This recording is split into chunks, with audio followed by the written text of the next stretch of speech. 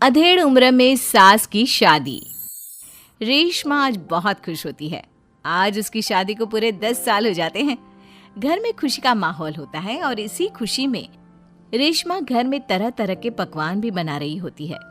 इसी बीच रेशमा की पड़ोसन उनके घर आती है और उससे कहती है, क्यों रेशमा, आज घर में बड़े पकवान बन रहे हैं, कुछ खास है क्या आज?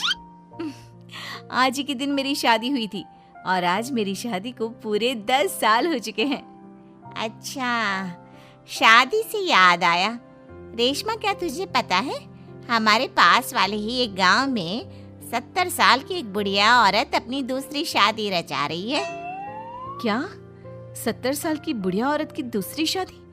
अरे जिस उम्र में लोग पूजा पाठ करते हैं वो बूढ़ी औरत रंगरलियां मना रही है। इतना ही नहीं, सुनने में तो ये भी आ रहा है कि उस बूढ़ी औरत के 2 बेटे, बहू और 4 पोते पोतियां भी हैं। तौबा तौबा, सच में जमाना बहुत खराब आ चुका है। कोई शर्म लिहाज नाम की चीज तो बची ही नहीं इस दुनिया में। हमारे परिवार के तो ऐसे संस्कार नहीं है। रेशमा, जमाना बहुत आगे निकल गया है। आजकल क्या बच्चे और क्या बूढ़े, सभी पर एक जैसी जवानी छा रही है। हमारे लिए तो ऐसा सोचना भी पाप है। वैसे कब है उस बूढ़ी औरत की शादी? आपको कोई जानकारी है क्या? मुझे क्या, पूरे गांव वालों को पता है इस शादी के बारे में। कल ही तो है। अरे वाह, कल तो योगेश के पापा भी छुट्टी पर हैं। एक काम करते हैं, हम भी चलते हैं इस बूढ़ी औरत की शादी में।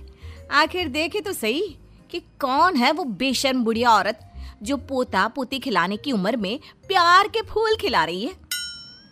पड़ोसन वहां से चली जाती है, जिसके बाद रेशमा सोच में पड़ जाती है।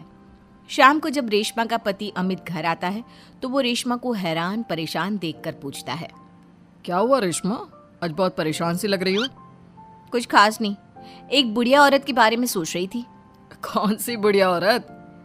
रेशमा अमित की ओर देखती है और उसे बताते हुए कहती है, हमारे पास वाले गांव में ही एक बूढ़ी औरत है जो अपनी उम्र के आखिरी पड़ाव में अब लव अफेयर कर रही है और कल उसकी शादी भी है।